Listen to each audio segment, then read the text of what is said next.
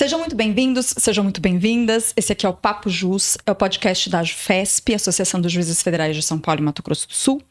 Meu nome é Thaís Ferracini, eu sou a apresentadora do nosso episódio de hoje. E hoje nós vamos tratar de um tema, como todos, muito importante e que vem muito a calhar nesse momento que nós estamos próximos ao Dia das Mães e que é fundamentalmente a proteção às mães brasileiras no exterior. É uma temática que é pouco abordada, eu acho que pouco conhecida das pessoas em geral, mas que gera conflitos muito sérios e problemas que precisam ser enfrentados de maneira muito direta, né? Nós vamos discutir durante esse episódio a Convenção de Haia sobre os aspectos do sequestro internacional de crianças e como questões de alienação parental afetam famílias brasileiras em contexto internacional. E para essa importante conversa, nós contamos com a presença de dois convidados muito especiais. O primeiro deles é nosso habitué aqui, não é verdade? Sempre por aqui, sempre por aqui. Bruno Lorenzini, seja muito bem-vindo. Bruno é nosso diretor do Centro de Estudos da AJUFESP. Eu vou aqui falar rapidamente um currículo dele, como sempre merecido, né? A gente precisa dizer tudo o que nosso Bruno já fez. Bruno foi presidente da AJUFESP, é o atual diretor do Centro de Estudos, é professor do Mackenzie, juiz federal, tem uma série de titulações acadêmicas, enfim, está atualmente convocado no TSE em auxílio. Verdade. Tem um currículo maravilhoso, seja muito bem-vindo. Bom, olá, Thaís. Um prazer de novo estar aqui. Eu estava comentando que eu participei do primeiro, episódio do nosso Papo Jus, aqui o podcast que foi idealizado pela nossa então presidente, Thaís, hoje como apresentadora. E impressionante como os episódios têm tido uma qualidade, tanto nos conteúdos como na produção, algo que é motivo de muito orgulho, né, para todos nós aqui que estamos na AJUFESP, e também parabenizar, né, a Thaís. É um feito, é um legado que você realmente deixa aí para todos nós. E hoje o tema é mais um tema fundamental, né, um tema realmente importante. E espero que o debate seja de alta qualidade. Eu tenho certeza que será, e agradeço as palavras. Não sei se sou merecedora de tantos elogios assim. Nossa segunda convidada, não menos importante, está aqui conosco a doutora Tamara Amoroso Gonçalves. A doutora Tamara é pesquisadora convidada do Centro de Estudos e Pesquisas Internacionais da Faculdade de Direito da Universidade de Montreal. Pesquisadora associada da Faculdade de Direito da Universidade da Colômbia Britânica, doutora em Direito e Sociedade pela Universidade de Victoria, no Canadá, mestra em Direitos Humanos pela Universidade de São Paulo e advogada graduada pela PUC São Paulo. É integrante do CLADEM Brasil há 20 anos e atualmente representa os países do Cone Sul junto ao Conselho Diretivo 15 do CLADEM Regional. Só para quem não sabe o que é o CLADEM, é o Comitê Latino-Americano e Caribenho pela Defesa dos Direitos da Mulher. Possui vasta experiência na área de gênero e direitos humanos com foco em violência de gênero e direitos sexuais e reprodutivos. Muitíssimo bem-vinda, muito obrigada por ter aceitado este desafio. Eu que agradeço o espaço e a oportunidade de estar aqui, é uma honra poder participar dessa conversa tão relevante sobre a Convenção de Haia e sobre a alienação parental, nesse momento que a gente está lançando justamente uma obra sobre esse assunto. Então, eu agradeço já a possibilidade também de divulgar a obra. Imagina, quem agradece inteiramente somos nós por poder contar com você aqui hoje para elucidar tantas questões tão importantes, né? Relativas a gênero que passam muito batido no dia a dia, né? Antes de começarmos, eu queria contextualizar mesmo os ouvintes, né? Porque, como eu disse, é uma questão que nem sempre é debatida tanto quanto, né, deveria. A Convenção de Haia sobre Sequestro Internacional de Crianças é um tratado internacional ratificado pelo Brasil em 2000, que busca proteger as crianças dos efeitos prejudiciais da remoção ou retenção ilícita e estabelecer procedimentos para garantir o seu retorno imediato ao país de residência habitual. A gente teve um caso bem rumoroso, né, que diz respeito a essa convenção alguns anos atrás. Muitas mães brasileiras que vivem no exterior enfrentam situações complexas quando decidem retornar ao Brasil com seus filhos sem a autorização do outro genitor, o que pode ser interpretado como sequestro internacional, segundo os termos da Convenção de Haia, né? Eu queria, então, aproveitar para destacar que o episódio está sendo gravado em um momento que é muito oportuno, porque no último dia 14 de abril foi lançada a obra Alienação Parental, uma nova forma de violência de gênero contra mulheres e crianças na América Latina e Caribe, que foi organizada pelo Cladem Brasil, com o apoio do TRF da Terceira Região, da Rede Brasileira de Juízes de Enlace e também aqui da AGFESP, da Associação dos Juízes Federais de São Paulo e Mato Grosso do Sul. E essa obra, ela traz justamente uma perspectiva crítica sobre como o conceito de alienação parental tem sido utilizado nas Américas. E acho que as pessoas não têm ainda muita noção sobre o que significa essa alienação parental, porque no dia a dia tem sido um termo usado talvez fora de contexto, né? Especialmente depois da transformação disso em lei, etc. Né? Exatamente. A alienação parental, na verdade, é um conceito que teve origem na década de 80, promovido por um autor, né, um médico americano chamado Richard Gardner.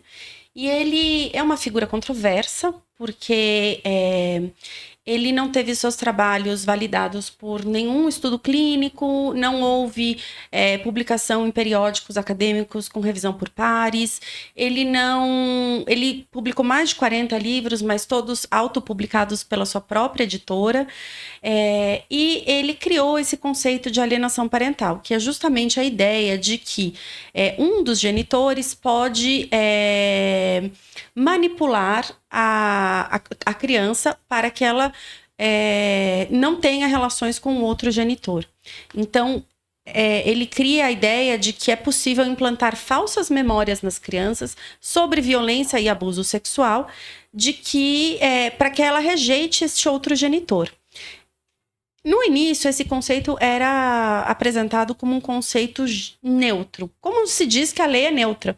Mas ficou claro, com o passar dos anos, que há um processo, uma característica, uma marcação de gênero muito forte na aplicação desse conceito, porque, em geral, quem é considerada alienadora são as mães. E os pais trazem esse argumento da alienação parental justamente no momento do divórcio, em que a mãe reporta ou a violência doméstica ou a violência sexual contra as crianças.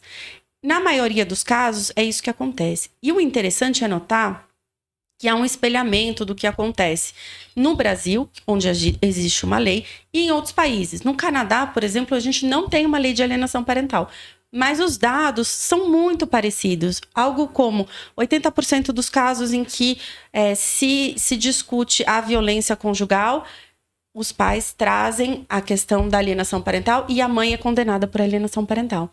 Então, esses dados são muito parecidos com dados de pesquisa no Brasil. Então, apesar do conceito originalmente ser considerado neutro, na verdade, na sua aplicação, ele é totalmente enviesado. Sim, ele é sempre usado contra as mães, né? Exatamente. Pessoal, a gente deu uma interrompidinha aqui, porque, na verdade, nós temos uma terceira convidada muito importante aqui para o nosso episódio, que teve um probleminha, mas só consegui chegar agora, mas vai dar tempo, estava no começo, não tem problema. Nós estamos falando da Stella Furquim. A Stella é uma defensora de direitos humanos com foco no combate à violência de gênero. Ao longo dos últimos 9 anos tem atuado no GAMBI, que é a organização que cofundou, colaborando com políticas públicas e liderado campanhas de conscientização sobre os direitos das mulheres e a necessidade de proteção contra a violência doméstica e outras formas de opressão.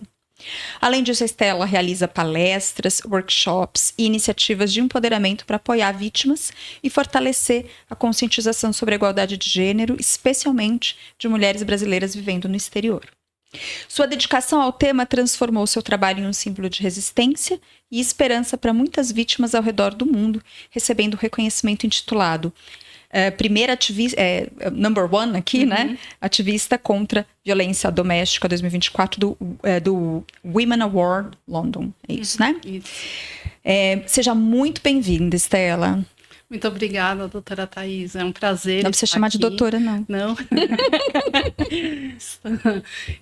Como disse, tive um contratempo. Mas estou aqui com muita felicidade para falar do nosso livro.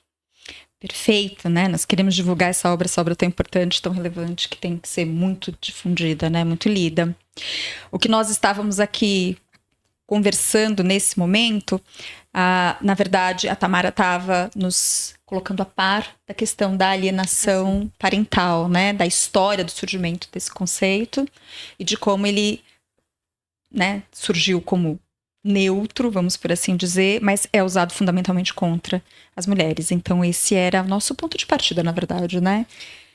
Exatamente. Então a ideia é que a importância, né, da teoria crítica e principalmente da teoria feminista que coloca essa questão da posicionalidade, quem nós somos e o nosso olhar sobre o mundo, para a gente entender que o direito não é neutro, que os institutos jurídicos muitas vezes são implementados de forma enviesada, né?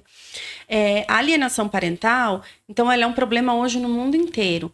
A gente do CLADEM tem feito um trabalho de começar a levar esse tema para o Comitê CIDO, como uma questão de direito de família. O que eu vejo sobre a Convenção de Haia é, de novo, um espelhamento. É como se a temática da Convenção de Haia fosse um pouco alienação parental no plano global.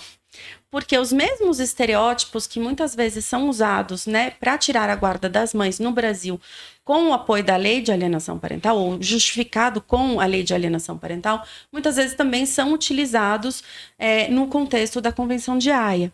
Da mesma maneira, quando há essa discussão da guarda nesses casais binacionais, ou que a questão da violência doméstica sofrida pelas mulheres e pelas mães é minimizada como conflito parental. Exatamente como acontece com a questão da alienação parental. E o importante dessa conversa é que a gente ratifique, né, e reforce que, na verdade, a violência doméstica não é um conflito conjugal. Não é uma questão de direitos humanos, é uma questão de direito público, a gente mete a colher e protege as mulheres e as crianças. Eu acho interessante, até para dar um contexto aí para os nossos ouvintes, né? Alguns não são da área jurídica e a proposta do podcast é ser realmente a mais ampla possível. Então, talvez contextualizar um pouco o que é essa Convenção da Haia em termos práticos, especialmente para quem tiver contato com algum tipo de caso dessa natureza, ou, enfim, a nossa audiência pode chegar aí extra fronteiras, então, eventualmente, a mulher que passe por uma situação como essa no exterior. Então é importante entender um pouquinho qual é o funcionamento da convenção. E a convenção, ela é basicamente um instrumento que a gente chama no direito de cooperação jurídica internacional, e ela tem por função definir qual é a justiça competente para decidir uma questão de guarda. Quando ela foi criada num primeiro momento, e por incrível que pareça, a gente está num contexto bem diferente agora, né, nossa discussão, mas quando ela é criada, qual foi o tipo de caso com que ela se preocupou mais? Era exatamente a situação, e realmente focando na situação daquele homem que, por ter receio de perder a guarda do filho na jurisdição da residência habitual, pegasse a criança e fugisse com ela para outro estado. Então, num primeiro momento, se você analisar a convenção, a preocupação da convenção era basicamente de assegurar mecanismos para que aquela criança retornasse rápido para o estado onde era a residência habitual, que seria o estado que julgaria a guarda. O que aconteceu, né, e essa convenção é uma convenção que participam mais de 100 países, é uma convenção muito importante que todas os estados, né, a Thaís chegou a mencionar, tivemos casos, o caso principal que muita gente ouviu falar aqui no Brasil foi o caso Sean Goldman, que foi um caso marcante em termos históricos, e depois nós tivemos um desenvolvimento dos termos da convenção, inclusive no Brasil. O que acontece hoje com o tema da violência doméstica e da violência de gênero é que o que tem acontecido, eu acho que a Estela vai poder dar um testemunho muito melhor que o meu sobre isso, é que muitos casos que estão ocorrendo no Brasil, o Brasil sendo o passivo, né, o país que vai receber o pedido de retorno da criança, muitos casos envolvem mães que fogem de um contexto de violência doméstica, um contexto de violência de gênero, e vêm para o Brasil para escapar, literalmente, daquela situação. E isso vai gerar uma série de conflitos, que eu acho que a gente vai acabar falando no podcast, não quero me estender muito aqui, que é exatamente como o juiz brasileiro, que recebe, vai ser um juiz federal, né? Por isso que nós estamos aqui também na JuFESP, isso tem uma pertinência com a Justiça Federal, como o juiz brasileiro, que vai ser responsável por decidir o retorno dessa criança, deve lidar com um caso onde ele verifica que há um contexto de violência doméstica no país de origem. Então, vou deixar para discutir isso num segundo momento, mas só para dar esse contexto do que exatamente é a Convenção da Haia. E só para, acho que talvez entender um pouco em termos práticos, se puder esclarecer também, Bruno, o mecanismo, né, do funcionamento da... Isso é interessante. Como é que funciona? Vamos pegar um exemplo de um casal que vivia eventualmente na Alemanha. A mãe decide como regra acontece, né, gente? Vou dizer o mais comum. A mãe vem para o Brasil com a criança, às vezes até autorizada pelo pai, né? Normalmente, né, quando é família, assim, né, uma situação até um pouco mais tranquila, né? Não é aquela. Mas vem para o Brasil e decide não voltar, né? Não volta lá para a Alemanha, no caso. E aí essa mãe, no Brasil, ela decide ficar, né? Ela vivia uma situação de violência doméstica, e muitas vezes ela, inclusive, tenta propor uma discussão de guarda no Brasil. Só que essa discussão de guarda no Brasil, para a Convenção da Haia, ela é irrelevante. Por quê? Porque o Brasil é signatário do tratado e a partir do momento que o pai, o genitor, ele dá entrada num pedido de retorno da criança, nós temos um mecanismo dentro da convenção que é chamado autoridade central. Essa autoridade central, que no Brasil está vinculada ao Ministério da Justiça, salvo engano, ela utiliza a Advocacia Geral da União, que é o braço jurídico da União Federal, para promover uma ação direta na Justiça Federal, pedindo a busca e apreensão da criança e o imediato retorno. Então, e é nesse momento que normalmente um juiz vai receber aquele pedido de retorno, vai, obviamente, providenciar enfim, aí vai depender um pouquinho do caso concreto, mas vai providenciar a busca e apreensão da criança, ou vai providenciar que seja citada a mãe, eventualmente pode ter mediação, enfim, mas aí nesse momento, né, está a questão colocada perante um juiz. Obviamente, nessas situações, a mãe busca o auxílio de um advogado, e basicamente o que o juiz vai decidir se a criança tem que retornar ou não. E aí, normalmente, quando o caso é de violência doméstica, né, de violência de gênero, nós temos uma exceção ao retorno, que eu vou falar um pouquinho melhor depois, que é o artigo 13b da Convenção, que permite que o juiz decida não retornar a criança, além de se amparar no artigo 20 da Convenção, que diz respeito à eventual ofensa a direitos humanos, que é uma das linhas que nós trabalhamos também para entender esses casos de violência de gênero. Então, a própria convenção, ela tem mecanismos para proteger em princípio também, né? Ela não é só para concluir, Thaís, eu não vou ficar falando muito sobre aspecto jurídico, mas a convenção ela não é bem preparada, a gente até teve a oportunidade de falar sobre isso num evento, né, recente que participamos juntos, mas ela realmente não é bem preparada para enfrentar essa questão da violência. E é importante lembrar, e a gente vai falar sobre isso, que como é um tratado internacional, os estados, eles têm entendimentos diferentes sobre os conceitos que a gente trabalha aqui, como conceito de violência de gênero. Como conceito... Era justamente esse ponto que eu queria levantar, que a gente conversou um pouquinho no lançamento, né? E dizer que a Lei Maria da Penha, que nós temos no Brasil, é uma das melhores do mundo, considerada uma das melhores no mundo em termos de regulamentação, de tratamento da questão da violência doméstica. Não é a realidade de outros países, nem de países do norte global. Então, por exemplo, no Canadá, nós não temos uma Lei Maria da Penha. A regulamentação da matéria é ainda muito, como se diz assim, muito incipiente se comparada com a amplitude da lei brasileira.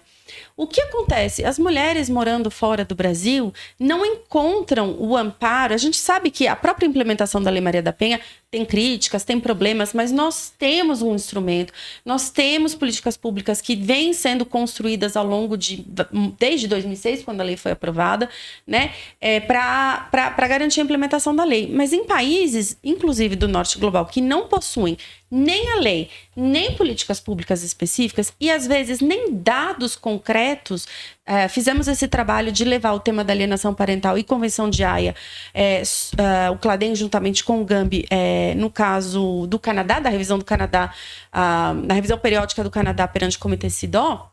E uma das recomendações do Comitê CEDAW ao Canadá foi justamente melhorar a coleta de dados sobre violência doméstica. Porque vamos esclarecer o que é o Comitê CEDAW, porque as pessoas não conhecem. Verdade. O Comitê CEDAW é o Comitê das Nações Unidas que monitora a implementação da Convenção para a Eliminação de todas as formas de discriminação contra a mulher. Ele é um comitê que faz ligado, né? É um órgão de tratado, então é um órgão no âmbito das Nações Unidas, do Sistema Global de Proteção aos Direitos Humanos, e ele funciona com revisões periódicas. Então, a cada 8 anos, os estados devem reportar de que maneira eles estão implementando a convenção. Essa convenção a gente considera a Magna Carta dos Direitos das Mulheres, porque ela é super ampla e foi o primeiro grande documento juridicamente vinculante, ele é de 1979, garantindo direitos das mulheres.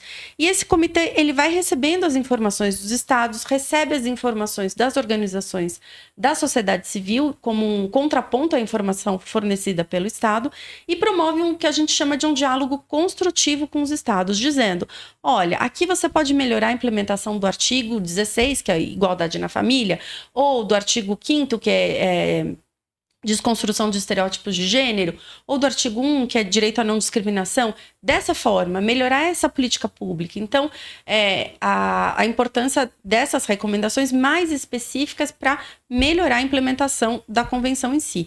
Então, a gente está tentando levar esses temas, né? Mas só chamar a atenção que às vezes a gente pensa, puxa vida, temos tantos problemas, os níveis de feminicídio, de violência doméstica são tão altos no Brasil, mas existem países que às vezes nem esses dados de forma acurada a gente tem. Então, sem dado, como a gente trata da questão, não é verdade? Sem dado não tem problema, em teoria. E esse é um dos grandes problemas que a gente encontra até para defender as mães que vieram para o Brasil e estão passando pelo processo de Haia, né, aqui, porque elas não conseguem demonstrar o que realmente acontece na prática no país onde elas estavam morando. Eu acho importante também complementar que a Convenção de Haia de 1980, ela é uma convenção de direito internacional privado, ela não é uma convenção de direitos humanos. E uma das coisas que ela fala é que a própria subtração, a remoção da criança do lugar de residência habitual já viola os direitos humanos das crianças e por isso que é tão condenada a pessoa, né, o genitor que fez essa remoção. Porém, a gente nem leva em consideração, na própria convenção, os direitos fundamentais que já foram violados antes, porque essa criança estava exposta à violência, seja diretamente contra ela ou contra a mãe, então vivendo num ambiente onde tem violência conjugal, que afeta a criança diretamente também, mas isso não é levado em consideração. O mais importante é retornar imediatamente à criança. E temos muitas críticas a isso no nosso grupo de mães, como funciona no Brasil e como funciona em outros lugares, porque dos 103 países signatários, 48 criminalizam a ação. Então, no retorno, essa criança não vai conviver com a mãe. E mesmo em países como no Canadá, que não se criminaliza a ação, muitas vezes a mãe não consegue conviver com a criança. E aqui no Brasil, existe um projeto de lei para criminalizar também a subtração. Então, estamos perigando aqui também consequências maiores para essas mães que vêm para o Brasil em procura de proteção. Eu acho interessante aqui explicar então um pouquinho essa segunda etapa, né?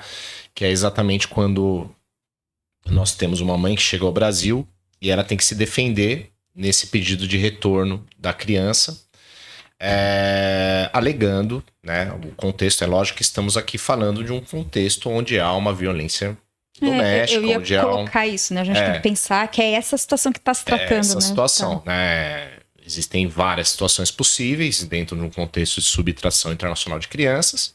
Estamos falando, basicamente, de uma situação onde a mãe vem buscando escapar de uma situação de violência doméstica que ocorre em outro estado. Então, fazendo aqui vamos fazer um exercício mental, né? Um experimento mental aqui com o público. O seguinte, imagine uma mãe morando num país X, não vou definir o país, com o seu cônjuge, que é natural daquele país X, né? Então, né, eles têm a sua residência habitual ali e ela é vítima de violência doméstica. E aí, num primeiro momento, se pergunta, bom, ela é uma estrangeira em outro país, vítima de violência doméstica, tem lá um filho pequeno que ela... Então, ela pode ser muito bem dependente economicamente, ela pode estar sozinha naquele país, o único amparo que ela tem é no marido, o marido é violento, né, e ela passa por uma situação ali de periculosidade. Não, desculpa, pode ter também, inclusive, questões de diferença de status, pois ele pode, sendo nacional do país X e ela é imigrante, pode ser que ela não tenha cidadania daquele país, o que agrava ainda mais e traz uma possibilidade de maior controle coercitivo com terrorismo íntimo mesmo, né? Sim. Não só ela não tem, às vezes, a nacionalidade, mas em muitos casos, em muitos países, o visto dela de residência permanente é conectado ao fato dela ser casada com um nacional. Sim. Então, existe essa situação frágil migratória também. Sim, da se ela se separar, ela perde, inclusive, a possibilidade de morar. Né? Então, perfeito. Então, vamos imaginar que ela é vítima ali de uma violência, não precisamos nem colocar violência física, vamos colocar uma violência moral, né, patrimonial, financeira. Ela vivencia aquela situação intolerável ali no país onde eles têm a residência, onde eles moram. O que ela pode fazer? Ela vai procurar uma autoridade policial, ela vai procurar qualquer tipo de instituição no país ali onde ela é uma migrante, onde muitas vezes ela pode ter dificuldade até com a língua, onde pode ser uma cultura naturalmente patriarcal, né? Estamos falando do país X, não estamos falando... Então, e a gente sabe que há países que são dessa forma. Então, essa mulher, né, muitas vezes ela está numa situação de total desamparo. Qual é a solução que ela vislumbra possível? Né? Vir ao país onde ela tem a família dela, com a criança, buscando a possibilidade ali de uma vida sem esse tipo de violência. Quando ela chega aqui, né, e ela, né, chega com a criança, e aí, como eu já expliquei, vai haver o pedido de retorno, o juiz que vai enfrentar o caso, ele vai ter que considerar esse contexto que ocorria no país da residência habitual para saber se é o caso da exceção do artigo 13b, que é exatamente uma situação de grave risco à criança. Agora, é claro, né, a minha visão, o risco, a mãe da criança também é um risco para a criança. Né? Então, mas enfim, e aí, como a Estela bem mencionou, realmente a convenção não foi preparada para isso. A convenção, a preocupação dela é retornar rápido, porque pressupõe que lá no país de origem haverá um processo justo, discussão da guarda, a mãe teria a possibilidade de defesa, mas a gente sabe como as coisas acontecem. Então, o que a gente passa num processo aqui na justiça de tentar começar a enxergar esse fenômeno da violência de gênero, da alienação parental como uma justificativa para também outro tipo de violência, né? Então, a gente tem algumas coisas que nós estamos pensando, né? Eu participo de um grupo de juízes de enlace que tentam exatamente encontrar soluções para enfrentar esses casos que estão cada vez mais comuns, especialmente no campo de dar peso à palavra da vítima, no caso de violência doméstica, a entender qual é o contexto probatório que é possível para ela, quer dizer, o que tipo de prova ela pode produzir. Então, quando você pede uma prova da violência, bom, a violência realizada dentro de casa, ela não teve como registrar essa violência no país de origem. Que tipo de medida a gente pode promover para proteger essa mãe caso haja o retorno da criança?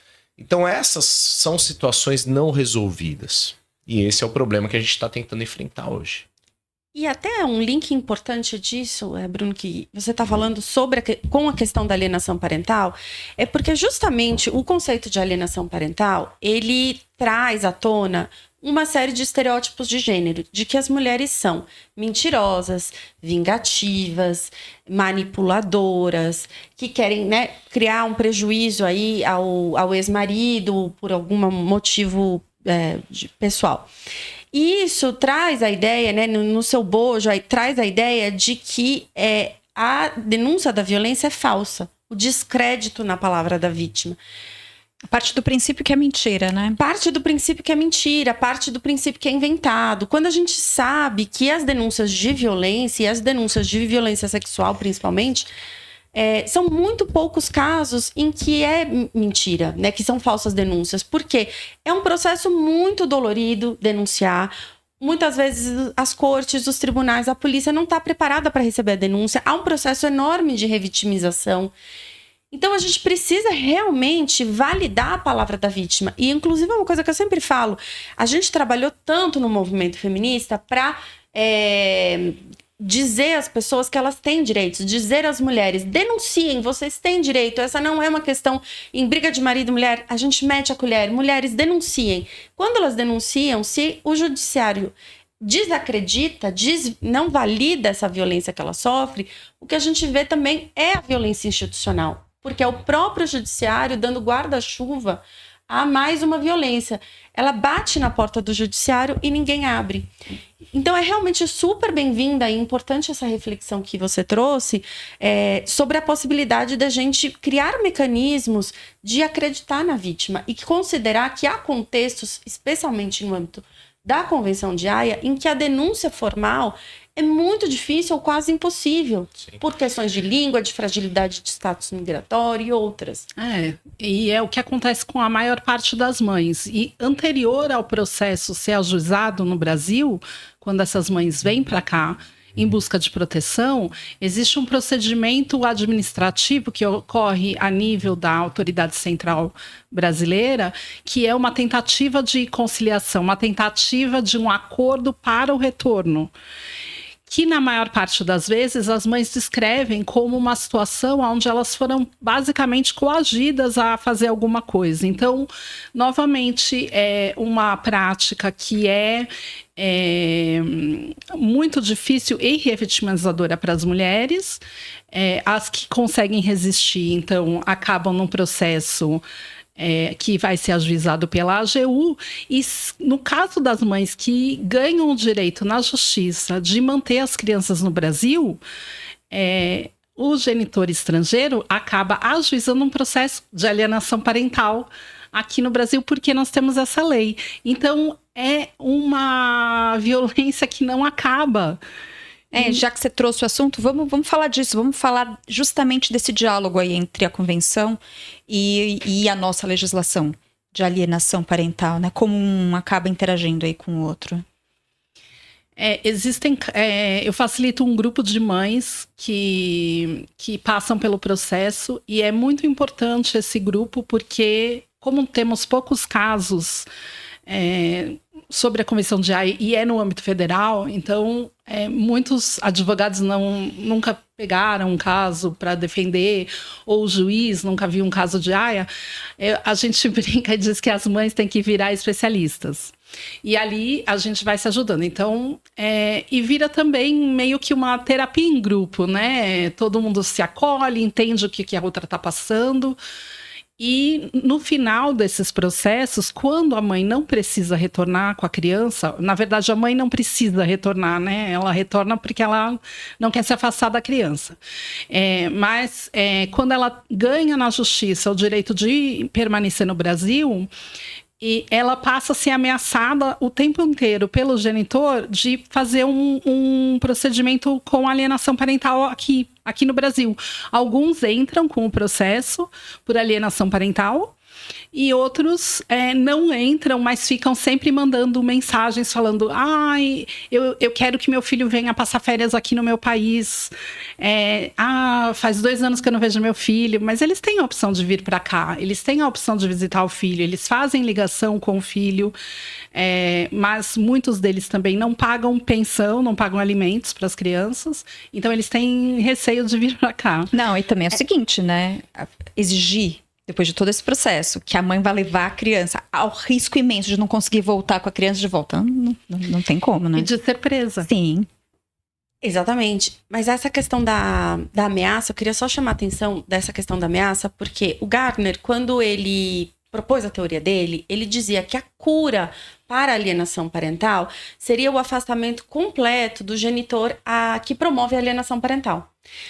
Isso significaria a imediata reversão da guarda e o cessamento do contato completo, né? Que no caso, a maior parte das vezes é com as mães. E isso a gente chama de teoria da ameaça. Terapia da ameaça, desculpa. Como que se pode ter uma terapia, né, de psicológica, etc., baseada em ameaça? Mas na prática, o que acontece é muito isso. O medo da perda da guarda vem silenciando as mulheres. E eu digo que a alienação parental e a AIA também, outro paralelo entre esses dois institutos, funcionam como uma arapuca jurídica para as mulheres. Por quê? Porque as mulheres que denunciam a violência, no caso do Brasil, por exemplo, denunciou uma violência sexual praticada contra a criança. Vem o argumento de alienação parental. Elas, como alienadoras, supostamente alienadoras, podem perder a guarda. No entanto, se elas não denunciam a violência, são consideradas mães negligentes e podem perder a guarda. Elas se colocam em um local impossível. É um pouco a mesma coisa que acontece com AIA. Uhum. E, além disso, pensar também no trauma. Porque, olha só, uma mulher que sofre violência, a violência, eu sempre digo que as mulheres não se casam com homens violentos. Ninguém casa com alguém amando uma violência. A violência, acontece num contínuo de forma progressiva. A gente precisa entender o ciclo da violência também. E aí, nesse processo, essa mulher que se vê aí tentando sair dessa relação abusiva, quando ela consegue sair, é demais esperar que ela incentive a sua criança a conviver felizmente, com alegria, com um genitor que abusou dela por 20 anos. Ou que abusou da sua criança sexualmente. Como que a gente pode pedir que mulheres que viveram isso incentivem o contato com esse genitor? Não precisa nem ser violência sexual contra a criança. Não. Existem tantas outras formas de violência, né? Abuso emocional. Exato. Tem uma dificuldade aí, falando um pouco novamente sobre a perspectiva do juiz, né? Que é a que eu conheço mais nesse campo. A gente tem... Todo o direito internacional ele é baseado na ideia de reciprocidade e na ideia de confiança. Só que existe dentro, e aqui tentando explicar também para o público leigo, enfim, que esteja ouvindo esse podcast. Quer dizer, o Brasil ele tem as suas leis, ele pode aplicar e realizar a jurisdição, né, executar o que a gente chama de enforcement, né, dentro do território brasileiro. Então, evidentemente, o Brasil não pode dar uma ordem a um Estado estrangeiro O Brasil não pode criar uma condição para um juiz estrangeiro, né, que está submetido às leis ali de qualquer estado estrangeiro. Então, qual é a grande dificuldade? E isso é óbvio um dilema para qualquer juiz. Ele está diante de uma situação, ele tem uma convenção internacional que determina, e a convenção internacional é uma lei, tá? Ela tem um peso jurídico, ela tem que ser cumprida, né? Então ela é parte do ordenamento.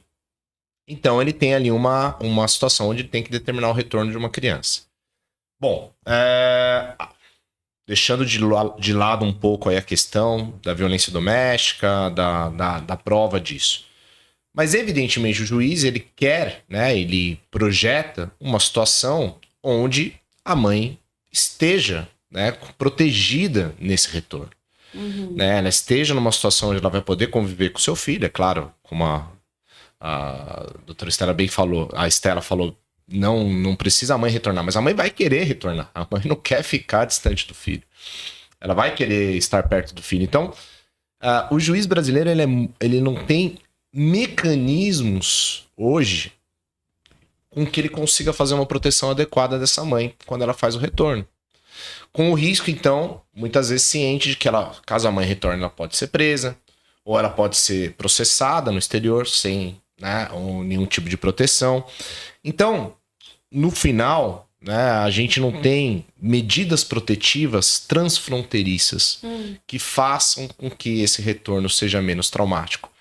Então, é um problema que vai além da questão da violência doméstica, talvez até para todo caso de retorno de crianças. E tivemos alguns casos onde os juízes tiveram a preocupação aqui no Brasil de colocar o retorno com condições, com salvaguardas, claro, conversando com a autoridade central do país requerente, porém,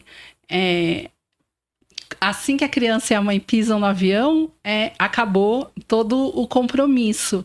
E a gente tem alguns exemplos acontecendo agora, que é como o da menina Moara, que retornou para a Suíça, que é um caso que está bastante na mídia e está bem conhecido. Onde... Mas conta o que aconteceu. O que aconteceu? Ela tinha teve a busca e apreensão da Moara, mas as condições eram que a Neide, a mãe da Moara, não fosse criminalizada pela subtração, e também que lá na Suíça, uma vez na Suíça, para rediscutir a guarda, ela tivesse um advogado pago pelo governo suíço, né? Mas a decisão brasileira colocou essas condições para os Estados Unidos. Não, mas o juiz, ele faz essas salvaguardas com a conversa entre a ACAF, que é a autoridade central aqui do Brasil, e a autoridade central do país requerente, justamente para tentar chegar a um acordo, para garantir.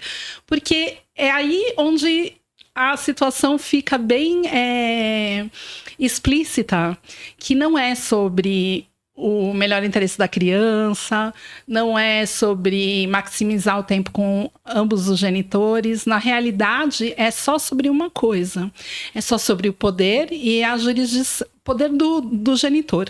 Mas também existem casos, já existiram agora nesse ano que passou, onde o genitor permitiu que a criança viesse para o Brasil, e quem pediu a repatriação através da convenção foi o Conselho Tutelar do outro país.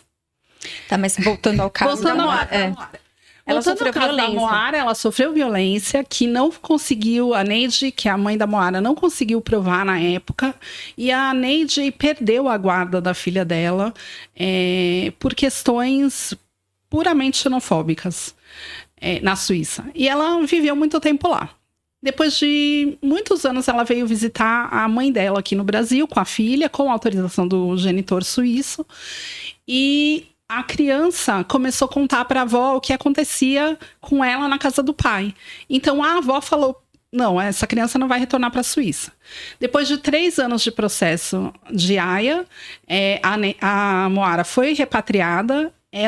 A própria Moara descreve que foi dopada para entrar no avião, porque ela só se lembra de estar numa sala para onde ela foi levada depois da busca e apreensão, que aconteceu na escola. E depois ela acordou quando ela já estava quase em Portugal, na companhia do pai dela dentro de um avião. E lá na Suíça, a mãe dela foi atrás, deu entrada no pedido de guarda. A Moara teve um advogado apontado para ela, então ela é parte do processo de guarda, porém a Moara não tem liberdade de contactar as pessoas do Brasil, os amigos que ficaram para trás, os familiares, ela não tem liberdade de conversar com a mãe. Ela teve visitas monitoradas com a mãe inicialmente, que progrediram para finais de semana, porém o pai fez, não gosto nem de chamar de pai, desculpa, genitor, ele fez uma falsa denúncia de que elas estavam planejando uma nova fuga, aí foi cortada a visita, e hoje a Neide foi, depois de 3 anos que a Moara retornou à Suíça, a Neide foi condenada a 34 meses de prisão. Ela ainda está apelando, mas no momento ela está acusada. Ela não tem a guarda da Moara. Foi decidido que a guarda é unilateral do genitor. E ela faz 1 ano e alguma coisa que não vê a filha. Não, por isso que eu fiz o comentário do... Porque tudo bem, pode ter tido uma conversa diplomática para ser assim ou assado. Mas é exatamente o que o Bruno falou. Não. A decisão do juiz aqui não vai vincular se a justiça lá quiser fazer de outra maneira. E aí é super complicado porque a família acreditou, a mãe, né? O juiz aqui achou que fez uma coisa super legal, que ajudou e que ia dar tudo certo. A mãe acreditou e foi e estão nessa situação. Mas é isso que estão vendendo para as mães. Sim. Inclusive, temos uma ADI, que é a 7686, proposta pela deputada de São Paulo, Luciene, professora Luciene, que questiona como o Brasil está interpretando justamente a linha 13B. E ali foi falado pelo Ministério Público, se eu não me engano, a nossa sustentação oral do Ministério Público, que os juízes aqui podem propor salvaguardas para que o retorno seja mais seguro. Mas não tem garantia. Não tem garantia. É isso que eles estão vendendo para fazer com que as mães aceitem o retorno. Sim. Mas, na verdade, isso não funciona. Eu queria... Pode, não, desculpa. Eu queria só lembrar mais uma questão também, que não é só a repatriação e essas condições e etc. Muitas vezes, há situações também de mães com crianças com autismo ou com algumas necessidades, né? Que vão sendo supridas aqui com o apoio da família ou com o sistema de saúde daqui, que nem sempre são validadas lá ou muitas vezes são negadas pelo genitor. O genitor desacredita nos laudos, não dá os medicamentos necessários. A criança fica ainda mais em risco, porque é completamente desprovida de um tratamento do qual ela necessita. E essa questão fica ainda mais complicada, porque o que está em jogo é a vida mesmo dessa criança, a qualidade de vida, e que é uma criança brasileira também, muitas vezes. Sim, e além disso, na questão das crianças neurodivergentes, existe ainda mais uma situação intolerável para a própria criança ser afastada da cuidadora primária dela, que na maior parte dos casos das crianças é sempre a mãe que cuida mais do que o pai. Então, se para uma criança neurotípica já é complicado ser separado dessa mãe, a criança neurodivergente, você está colocando um degrau a mais de nível de dificuldade para essa criança retornar para o outro país, e já aconteceu. Inclusive, a mãe foi presa na França, que é a Valéria Guise. A criança era autista, foi arrancada da mãe no aeroporto quando ela chegou na França e ela foi presa. A gente tá falando assim, é desolador, né? Quando ouve dessa maneira. Vamos tentar falar de alguma coisa um pouco mais animadora. Eu sei que o cenário é desafiador, mas assim, tem evolução, gente, na interpretação da convenção para beneficiar a proteção? Eu acho que eu até comentei, nós temos hoje um grupo de trabalho de juízes de enlace. Para quem não sabe o que é essa figura do juiz de enlace, mas são juízes, né, de cada estado, signatário da convenção, que serve como uma ponte de apoio para os juízes que têm esses casos sob sua cognição, sob seu conhecimento. E é claro, né, que nós temos países que enfrentam maior número de casos de pedido de retorno e temos países que são pedidos ativos, né, então São os que depositam o pedido, né? Que depositam o pedido. Então o Brasil, né, toda estatística em caso de convenção da Haia é muito complicado, porque são processos em segredo de justiça. Então normalmente a gente não tem muito acesso ao conteúdo que está sendo discutido nesses processos, mas podemos dizer em linha geral que o Brasil ele tem muitos casos de pedido de retorno, ou seja, o Brasil é um país passivo que recebe esse pedido de retorno. Normalmente é a mãe brasileira que foge para cá. Né? Assim como outros países da América do Sul, enfim. Tem uma questão aí também de desenvolvimento econômico, tá? Só um parênteses, é que esse é outro paralelo importante com a questão da alienação parental, porque os processos de alienação parental também correm em segredo de justiça e é super difícil a gente conseguir pesquisar. E uma coisa que nós, enquanto pesquisadoras da área do direito, sempre dizemos é: não queremos saber o nome da criança, não queremos saber a identidade, os dados, mas queremos entender para poder pesquisar, entender, propor medidas de solução. E acho que acontece isso no campo de Haia. Me desculpa. Não, imagina, mas a observação é super pertinente, Tamara. E a verdade é, então, tentando ser um pouquinho mais positivo em relação a esses casos, o que nós temos hoje, então, eu faço parte desse grupo de trabalho, junto com a desembargadora Inês aqui, que é a nossa juíza de enlace no Tribunal Regional Federal, 3ª Região, tentando encontrar interpretações e mecanismos para minorar, né, ou vamos dizer assim, para melhorar o enfrentamento desses casos de violência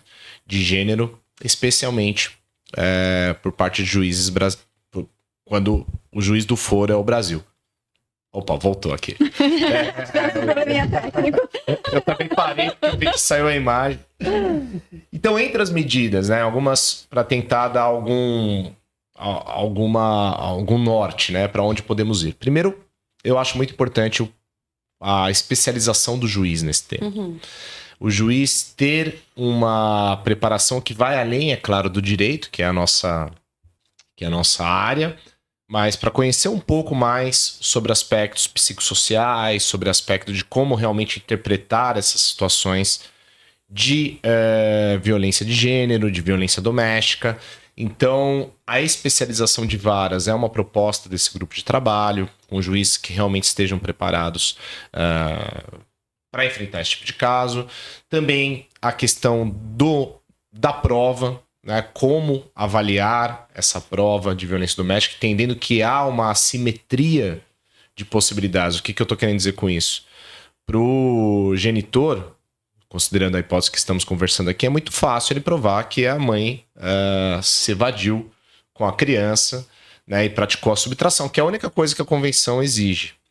Enquanto para a mãe, ela vai ter que provar todo um contexto de violência doméstica, todo um contexto com provas. Então, a gente tem que entender essa realidade, essa dificuldade probatória e dar um dimensionamento correto para isso. Então, esse é outro objetivo do grupo de trabalho.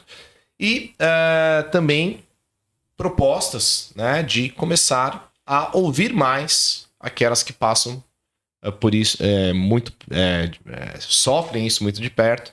Então, por exemplo, propondo que se nesses processos nós tenhamos um espaço para a figura do chamado amicus curiae, também para o nosso público leigo, quem não sabe o que é amicus curiae, o amigo da corte, né, a possibilidade do juiz ouvir, né, aqui a doutora Estela, ouvir a doutora Tamara, para entender, bom, qual é a realidade normalmente existente nesse tipo de caso. Porque, novamente, muitas vezes o juiz ele está ali com as melhores intenções, ele quer, né, tomar todas as medidas protetivas possíveis.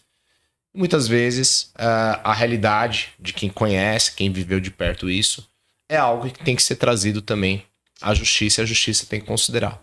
O tema é super difícil, a gente tem casos onde realmente a convenção, o retorno imediato é importante dentro da relação entre os estados, né? Mas o tema da violência doméstica, o que as mulheres brasileiras estão passando, em muitos casos que foram relatados aqui, é algo que a gente tem que dar um tratamento diferente, tem que tentar entender essa realidade diferente. Eu Estamos pedi- tentando fazer isso. Bruno, acho que como você muito bem colocou no debate, e hoje aqui também, a gente está num segundo momento dessa convenção, porque também a convenção foi aprovada em 1980, que a mobilidade internacional era muito diferente da mobilidade hoje, né? O fluxo migratório, as questões envolvendo, inclusive refugiados, etc., era muito diferente do contexto que a gente tem hoje. Então, a gente precisa ter uma olhada crítica, realmente, para entender esses processos. E chamar aqui a atenção para a questão do protocolo para decisão com perspectiva de gênero, que já é um instrumento do direito brasileiro bastante alinhado com recomendações internacionais e que permite justamente esse olhar mais crítico, compreendendo as situações de violência, compreendendo a desigualdade de poder. A gente fala, né, que a perspectiva de gênero garante justamente isso. Você poder olhar mais a fundo nas relações e entender que nem sempre numa relação de matrimônio as partes são iguais. Ou diria, muitas vezes, na maior parte das vezes, não são. Por diversas questões culturais, inclusive, de sobrecarga, por exemplo, dos trabalhos de cuidado, de desigualdade, às vezes, em status migratório. Então, essa perspectiva crítica, ela é super importante. E garantir que haja a formação específica com esses temas para aplicação desse protocolo e dos tratados, como a Convenção CEDAW, a Belém do Pará, que também é uma convenção, um marco no sistema interamericano sobre a questão da violência, é super importante. E nesse sentido, só retomando aqui a ideia, que essa obra ela é bem-vinda, porque ela propõe justamente esse olhar, não apenas crítico e feminista, né, mas também regional e mais amplo. Ele consolida esse entendimento que há diversas práticas que se configuram como violência institucional de gênero. Acho que esse enquadramento ele é bastante importante, que embora já tenham pesquisas que venham apontando, a obra ela tenta consolidar um pouco esse assunto na região. E só para lembrar que a obra está disponível para download no site do CLADEM, do GAMB, da USP. A gente pode colocar o link aqui também na descrição do episódio. E para contribuir também com, já falando aqui de coisas animadas, estamos trabalhando muito para garantir a tradução da obra para o inglês e para o espanhol. Então, até o meio do ano, ela já vai estar circulando em outros idiomas também, o que vai ajudar a gente a levar os debates daqui para outros espaços. Porque eu, como uma brasileira morando no Canadá, às vezes fico olhando as discussões daqui e as discussões de lá, e eu quero fazer esse intercâmbio, eu quero levar o que tem aqui. Às vezes temos uma riqueza que as pessoas de outros países não entendem a complexidade dos nossos debates jurídicos, a sofisticação. Então, esse trânsito acho que também é importante, porque autoridades centrais de outros países podem também ter reflexões mais aprofundadas a partir das nossas experiências por aqui, né? Perfeito. Deixa eu só, como não é a minha área de atuação, aqui o Estado brasileiro, os juízes brasileiros, nessas hipóteses de violência doméstica, no curso do pedido, né, com base na Convenção da Haia. Quando há essa violência doméstica, eles têm têm permitido que a mãe fique com o filho? Isso tem acontecido ou não? Depende. Mas eu posso dizer que às vezes a gente brinca no nosso grupo, que há de se brincar um pouco com o tema entre a gente diz que é um sim, um não, porque não tem muito como prever. Alguns vão, sim, permitir entender a violência que ela se estende para a criança, que isso é parte da exceção 13b, que é a situação intolerável ou grave risco para a criança retornar, e outros não. Dizem que não tem violência contra a criança, portanto não há grave risco e a situação não é intolerável, e a mãe pode escolher seguir a criança ou não. Entendi. E o que eu acho importante, né, Thaís, é entender que realmente há uma necessidade de alteração do paradigma, da perspectiva. Né? Então, por isso que é bem citada a perspectiva de gênero. Né? A aplicação da convenção, por isso que eu falei sobre as fases, né? A gente passou por uma fase de conscientização dos juízes da importância da observância da convenção. porque a convenção é um instrumento internacional, um instrumento que deve ser implementado, que deve ser observado e deve ser executado. Agora, como a gente está enfrentando um fenômeno, eu acho que, e por isso que a importância do livro, a importância desses eventos, é de trazer essa perspectiva, né, para o judiciário, para todos os players aí, para que isso seja criado, e por isso que estamos trabalhando num protocolo para enfrentar esse tipo de caso, para que seja criada uma consciência sobre a necessidade de um padrão de enfrentamento desses casos. Porque se você não tem uma... Exatamente, se você... é claro, né, a gente... cada caso é um caso, né, então... Mas se você tem uma alegação de violência de gênero, isso deve automaticamente acender um alerta, né, para o juiz e no caso, para que algumas medidas necessariamente sejam adotadas, né? Então, não basta fazer uma perícia psicossocial, que aquilo é um instrumento sagrado que vai te mostrar tudo. Não é assim. Então, você precisa realmente, e isso que a gente está trabalhando hoje nesses grupos de trabalho, nesses eventos, é realmente trazer esse padrão de enfrentamento desses casos para que realmente não seja uma loteria. Então, você pegar um juiz mais cuidadoso, um juiz mais atento a essa questão ou não, mas sim a gente ter uma padronização e entender que a Convenção da Haia, né, ela é um instrumento de direito internacional privado, e um dos requisitos para qualquer convenção, para qualquer instrumento, para qualquer direito material ser aplicado no Brasil é que seja compatível com a ordem pública brasileira. E se a ordem pública brasileira envolve o respeito aos direitos das mulheres, a importância aos direitos humanos em geral, né, a gente tem que ter esse cuidado. Então, eu acho que esse é o caminho que a gente está tentando adotar. Gente, infelizmente, nosso tempo está no final, mas aqui nós temos a tradição, né, de abrir agora um momento final para cada um deixar a sua mensagem, fazer o seu jabá, entendeu? Quem quiser deixar, pode falar. Quiser falar de rede social, quiser falar de livro, quiser divulgar de alguma maneira o trabalho, então, à vontade. Quem quer começar? Bom, então, muito obrigada pelo convite de estar aqui. A gente tem o grupo Gambi, que é uma rede feminista e liderada por mulheres. Somos todas voluntárias. Nós temos a nossa mídia social no Instagram, que é o que é mais popular, é Grupo Gambi. O Gambi significa Grupo de Apoio à Mulher Brasileira no Exterior. Eu queria deixar umas informações bem sucintas. Nós temos, estatisticamente, 1 em 3 mulheres que sofrem violência doméstica no mundo. Nenhum país resolveu o problema da violência doméstica. Nos casos de Haia, isso vai se refletir. Então, acreditem na vítima, e mães protetoras não são subtratoras. Elas não são sequestradoras, não são subtratoras. Obrigada.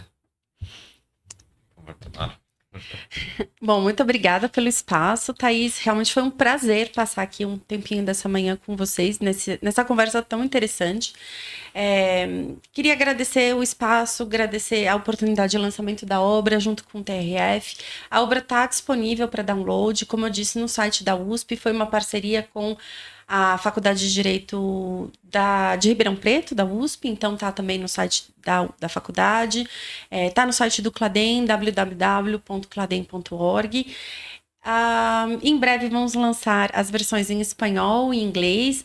A obra é gratuita, então acessem, espalhem, recomendem, mandem críticas também para a gente fazer um segundo volume com mais profundidade, e seguimos juntas na luta pela revogação da lei de alienação parental, mas também pela garantia de uma interpretação da Convenção de Haia de 1980 conforme os parâmetros internacionais de direitos humanos garantidos pela Convenção CEDAW, Belém do Pará, Convenção dos Direitos da Criança, mas também de acordo informada, né, aí, pelo artigo 5º e 226 e 227, que a criança é prioridade absoluta no ordenamento brasileiro. Então, são cidadãos que merecem essa proteção e a interpretação de um tratado internacional precisa ser informada, ser balizada por esses mecanismos, e essa é a nossa luta. Estamos juntos para garantir essa interpretação mais harmoniosa. Bom, e eu, né, como recado final, quero parabenizar vocês pelo trabalho de vocês, né? Acho que a Estela, com essa atuação de longo tempo, tentando dar apoio para pessoas que realmente enfrentam um trauma enorme. É até difícil imaginar, né, Thaís, como que situação difícil que deve ser essa ameaça, esse medo de perder ali a convivência com o filho. A gente até emociona, né? Quem tem... Somos pais, enfim. E então, parabenizar a Tamara também, enfim, pelo trabalho de vocês e por tentar trazer esse tema. Eu acho que as coisas estão acontecendo, e vão continuar acontecendo. Esse tema está na pauta do dia. E parabéns a Thaís por ter trazido esse tema também para mais um episódio do nosso podcast. Imagina. Eu aqui só posso agradecer, como eu sempre faço, a vocês por terem aceitado estar aqui e compartilhar conosco o bem mais precioso que vocês têm, que é o tempo, né? O tempo da gente. Então, assim, queria agradecer muito. Eu aprendi muito, foi muito enriquecedor, e espero que tudo que tenha sido dito aqui hoje e que está nessa obra tão importante frutifique, e que a legislação tenha um desenvolvimento melhor e que a aplicação na prática dessa legislação também seja diferente, né? Infelizmente o nosso episódio chegou ao fim. Eu vou pedir aqui para as nossas convidadas, se puderem me mandar, o que puderem mandar de links que possam ajudar as pessoas a buscar as organizações. O link, por favor, do livro, a gente disponibiliza tudo aqui na descrição do episódio. Vou pedir, claro, como sempre, para que se inscrevam no canal, que curtam o episódio, deixem comentários, mandem sugestões, mandem críticas, nós estamos sempre abertos a melhorar, e também queremos ouvir sobre o que vocês querem ouvir para a gente poder produzir aqui no podcast, né? Então, muito obrigada novamente, obrigada a todos que ficaram conosco até o final e até o próximo. Obrigada, gente. Muito bom. Muito bom. Ótimo.